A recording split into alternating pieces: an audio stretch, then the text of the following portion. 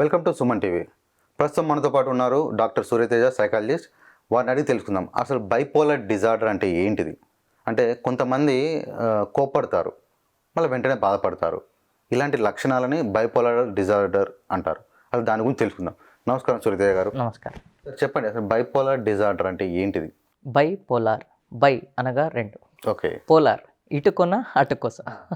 So వాళ్ళు ఇది సహజంగా డిప్రెషన్ నుంచి స్టార్ట్ అవ్వడం జరుగుతుంది. ఓ సో బాధపడుతూ బాధపడుతూ ఆల్ ఆఫ్ సడన్గా చేంజ్ అవుతుంది. వాళ్ళ మూడ్ స్వింగ్ చేంజ్ అయిపోయి విపరీతంగా ప్రవర్తిస్తారు. లైక్ కొట్టడం, తిట్టడం, అరవడం, నాకేంటి అని ప్రవర్తించడం, అందరినీ తక్కువగా చూడడం, నా అంతటి వారే లేరు అన్నట్టుగా వారి ప్రవర్తన ఉంటుంది. ఇది మానియా. ఓకే. ఒక పోల్ డిప్రెషన్. డిప్రెషన్ లక్షణాలు ఏంటంటే బాధపడటం, ఎవరితో కలవకపోవడం, పూర్ సెల్ఫ్ కేర్, వాళ్ళ గురించి వాళ్ళు పట్టించుకోకపోవడం, తినకపోవడం, తాగకపోవడం, వాటర్, అలానే పడుకోలేకపోవడం, ఎలోన్గా ఉండడం, బాధపడుతూ రందిగా ఉండడం, ఇలా జరుగుతుంటుంది. ఇది డిప్రెషన్. అలానే మానియా, ఉద్రేకం, కొట్టడం, తిట్టడం, అరవడం, పగలగొట్టడం, అతిగా ఖర్చు, నిద్ర రాకపోవడం, ఇవి మానియా లక్షణాలు. ఇవి ఒక వారం ఇలా ఉంటే ఒక వారం అలా ఉంటారు, లేదా ఒక నెల ఇలా ఉంటే ఒక నెల అలా స్వింగ్ అవుతూనే ఉంటూ ఉంటారు వాళ్ళు. ఇలా గ్రాఫ్ యాక్చువల్గా మన మూడు ఇలా కొంత ఫ్లక్చుయేషన్స్తో మూవ్ అవుతూ ఉంటుంది. వీళ్ళది ఇటు పైకి వెళ్ళిపోతుంది మానియాలో, లేదా డిప్రెషన్లో ఉండిపోతుంది. సో ఇది ఎపిసోడ్స్గా మేము కన్సిడర్ చేస్తాం. ఇప్పుడు మ్యానిక్ ఎపిసోడ్లో ఉన్నారు, ఇప్పుడు డిప్రెసివ్ ఎపిసోడ్లో ఉన్నారు అని.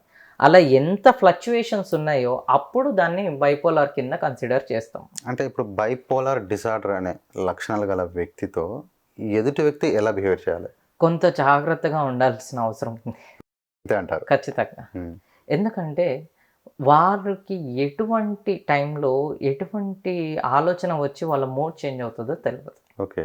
ఇప్పుడు సాధారణంగా డిప్రెషన్లో ఉన్న వాళ్ళకి అదంతా వదిలే ఇడిచేయి అని అంటుంటారు. నువ్వు ఇడిచేయి అని ఎలా అంటావు అని వెంటనే కోపం తెచ్చుకుంటా. నీకు కాదు కదా, నీది కాదు కదా అని పర్సనలైజ్ చేసి వాళ్ళు ఉద్రేగానికి లోనవుతూ నీకైతే తెలుస్తుంది అనుకుంటూ వాళ్ళు ఇంకా విపరీతంగా ప్రవర్తిస్తూ ఉంటారు. మానియాకి వెంటనే షిఫ్ట్ అవుతూ ఉంటారు. సో కొంత సామరస్యంగా వాళ్ళతో కొన్ని డిబేట్కి ఎప్పుడు వెళ్ళకూడదు. వాళ్ళతో ఎప్పుడు భేటీగా కూర్చొని ఇదేంటి అదేంటి అని వాదించకూడదు. చెప్పింది వింటూ కొంత సామరస్యంగా వాళ్ళ జరిగిందా అంటూ కొంత సైడ్ అవ్వడం చాలా మంచిది. నేను ఒకటి విన్నాను సార్. అదే ఈ బైపోలార్ డిజార్డర్లో ఒక వ్యక్తి తనని ఐ ప్రొఫైల్లో ఊహించుకుంటుంటాడు. ఖచ్చితంగా గ్రాండియోస్ అని ఉంటుంది. అయితే ఈ గ్రాండియోస్ అనేది ఎలా వస్తుందంటే ఈ డిప్రెషన్లో ఉన్నప్పుడు సొలేస్ కోసం, అంటే ఏదో నాకు కొంత విముక్తి దొరుకుద్ది లేదా విశ్రాంతి దొరుకుద్ది ఈ విషయం పట్ల, ఈ బాధ పట్ల అని సబ్స్టెన్స్ అబ్యూస్ తీసుకోవడం జరుగుతుంది. లైక్ ఆల్కహాల్ కానివ్వండి లేదా స్మోకింగ్ కానివ్వండి. ఎక్కువ వీరిలో ఈ గ్రాండియస్ అనేది ఉంటుంది.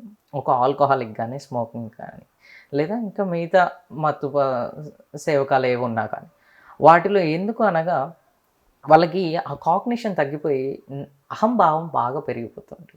నన్ను ఎవరు కాదు, నన్ను ఎవరు చెప్పేవాళ్ళు లేరు, నేను ఒకరు చెప్తే వినేలాగా ఉండను అని వాళ్ళలో పెద్దగా ఊహించుకోవడం, గొప్పగా భావించుకోవడం జరుగుతూ ఉంటుంది. అంటే ఇది పెద్ద సమస్యగా అనుకోవచ్చా? ఇది ఎలా సమస్య అవుతుందంటే వారి ఇంట్లో వారికి కొంత సమస్యగా ఉంటుంది, వారితో ఉన్న వారికి సమస్యగా ఉంటుంది. వాళ్ళు అధికంగా ఖర్చు పెడతారు, విచ్చలవిడిగా ఖర్చు పెడతారు. ఓకే. దాంతో అవసరం ఉండదు కానీ పెద్దదిగా ఉంటారు. ఇప్పుడు ఇంట్లో ఆల్రెడీ టీవీ ఉంటుంది, లేదు నాకు 3 లక్షల రూపాయల టీవీ కావాలి. ఆ విధంగా వాళ్ళకి దాంతో ఏమి అవసరం ఉండదు. యూజువల్గా వాళ్ళ ఇంట్లో మంచి టీవీ ఉంటుంది, నడుస్తూ ఉంటుంది. కానీ సడన్గా పెద్దది కావాలి, నాకు ఇంకేదో కావాలి, వాళ్ళకి అవసరం లేని మీద ఎక్కువ ఖర్చు పెడుతూ ఉంటారు. అలానే ఎవరి మాట లెక్క చేయరు. ఓకే. ఓకే.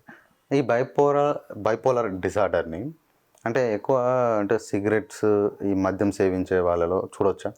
ఎక్కువ కేసెస్లో జరుగుతూ ఉంటుంది. అంటే వాళ్ళు అవి మద్యం సేవించడం, ఈ స్మోకింగ్ అనేది మాల్ అడాప్టివ్ బిహేవియర్ కింద వస్తుంది. ఓకే. ఎలా అంటే ఇప్పుడు డిప్రెషన్లో ఉన్నారు, ఒక ఫ్రెండ్ డిప్రెషన్లో ఉన్నాడని ఇంకొకరికి తెలవగానే ఇప్పుడు సహజంగా ఏం జరుగుతుందంటే సరదాగా బార్కి వెళ్ళిపోదాం, అంతా పోతుంది, ఒక పెగ్గేస్తే సెట్ అయిపోతుంది అనే ఆ కాన్సెప్ట్లో వాళ్ళు దాన్ని ఇప్పుడు మీరు సహజంగా చూడండి, ఒక పెయిన్ కిల్లర్ ట్యాబ్లెట్ వేసామనుకోండి, పెయిన్ పోతుందా? పెయిన్ ఎందుకు పోతుంది, ఎందుకు వాళ్ళకి కొంత విశ్రాంతి దొరుకుతుంది అంటే ఆ పెయిన్ అనేది నర్వ్స్ నుంచి బ్రెయిన్కి సెన్స్ అవ్వకుండా చేస్తుంది. ఓకే.